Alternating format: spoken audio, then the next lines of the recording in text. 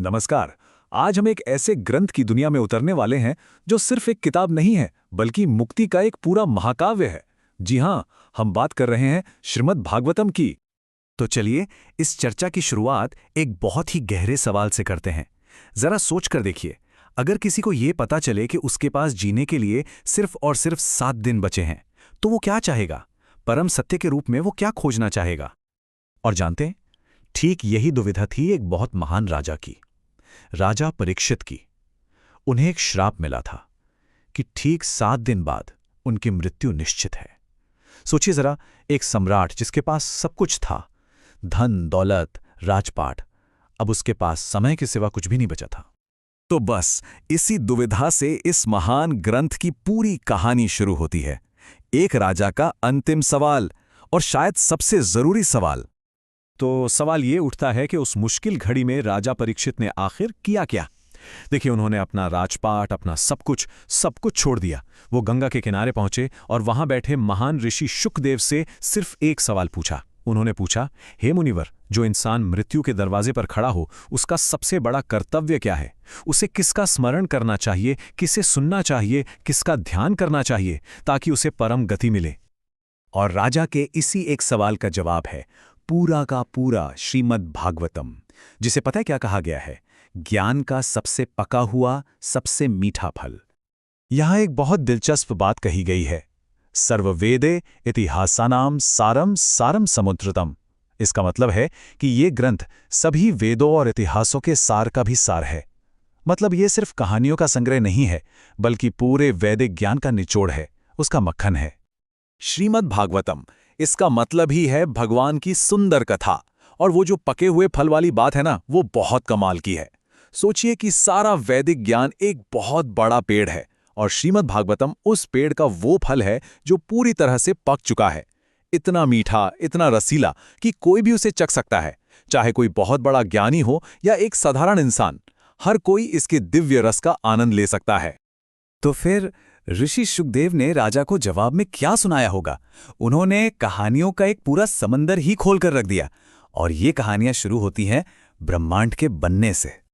हाँ, उनका जवाब कोई एक लाइन का उपदेश नहीं था, बल्कि ये तो कहानियों की एक नदी थी जो बहने लगी, जिसमें ब्रह्मांड कैसे बना, कैसे फैला और कैसे उसका प्रलय होता है, इन सब चक्रों का वर्णन था। इसी में कहानी आती है वैकुंठ के 2 द्वारपालों की, जय और विजय की।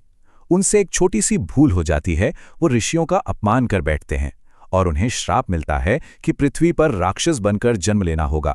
ये कहानी हमें ये दिखाती है कि एक छोटी सी भूल के कितने बड़े परिणाम हो सकते हैं, और ये भी कि भगवान अपने भक्तों को वापस बुलाने के लिए कैसी कैसी लीलाएं करते हैं, रास्ता चाहे कितना भी टेढ़ा मेढ़ा क्यों ना हो। और फिर इसमें कहानियां हैं दिव्य अवतारों की, जैसे वराह अवतार की कहानी, जब भगवान ने एक विशाल सूअर का रूप लिया और पृथ्वी को गहरे समंदर से बाहर निकाला। असल में हर एक कहानी इस बात का सबूत है कि जब जब धर्म पर संकट आता है, तब तब परमात्मा संतुलन बनाने के लिए आते हैं। वो हस्तक्षेप करते हैं। ये दिखाता है कि उनका अपने भक्तों के लिए प्रेम कितना गहरा है। अच्छा, इतनी सारी कहानियां सृष्टि की, अवतारों की, लेकिन इन सब का निचोड़ क्या है? ये सारी कहानियां आखिर किस एक चीज की तरफ इशारा कर रही हैं? वो है शुद्ध भक्ति का मार्ग। तो श्रीमद् भागवतम का जो सेंट्रल आइडिया है, वो है भक्ति योग। अब देखिए, मुक्ति पाने के तो कई रास्ते बताए गए हैं। ज्ञान योग है जो बुद्धि का रास्ता है, कर्म योग है जो कर्म का रास्ता है, लेकिन भागवतम कहता है कि भक्ति योग जो है ना, वो इन सबसे आसान और सीधा रास्ता है, क्योंकि ये सीधा दिल से जुड़ता है। ये भगवान के लिए एक ऐसा प्यार है जिसमें कोई शर्त नहीं, कोई स्वार्थ नहीं, कोई रुकावट नहीं, बस शुद्ध समर्पण। और अब जो बात सामने आ रही है, वो उस समय के हिसाब से सच में एक क्रांतिकारी बात थी। भागवतम कहता है कि भक्ति का ये रास्ता किसी एक वर्ग या लिंग के लिए नहीं है। ये दरवाज़ा सब के लिए खुला है, स्त्रियों के लिए, श्रमिकों के लिए, वनवासी जनजातियों के लिए, और यहां तक कि उन लोगों के लिए भी जिन्हें समाज पापी कहकर अलग कर देता था। ये तो आध्यात्मिकता का एक यूनिवर्सल इन्विटेशन है। भक्ति की सबसे ऊंची अवस्था क्या हो सकती है? ये श्लोक उसे बहुत खूबसूरती से बताता है। एक सच्चा भक्त, उसे अगर कोई मोक्ष भी देना, तो वो उसे भी ठुकरा देगा। वो कहेगा, मुझे मोक्ष नहीं चाहिए, मुझे तो बस भगवान की सेवा चाहिए। उसके लिए वही सबसे बड़ा इनाम है। सेवा ही लक्ष्य है, सेवा ही फल है। तो चलिए अब वापस राजा परीक्षित की कहानी पर लौटते हैं। आखिर इन सारी कहानियों का, इस सारे ज्ञान का उनके उस 7 दिन वाली दुविधा से क्या लेना देना था? और यहां आता है सबसे जरूरी पॉइंट। ऋषि शुकदेव का अंतिम जवाब यह था कि मुक्ति कोई ऐसी चीज नहीं है जो कहीं बाहर से मिलेगी। अरे मुक्ति तो बस इन दिव्य कथाओं को पूरी श्रद्धा और ध्यान से सुनने में ही छिपी है। हाँ, सिर्फ सुनने में। लेकिन हाँ, ये सुनना कोई टाइम पास या मनोरंजन नहीं था। ये एक साधना थी, एक अनुशासन था।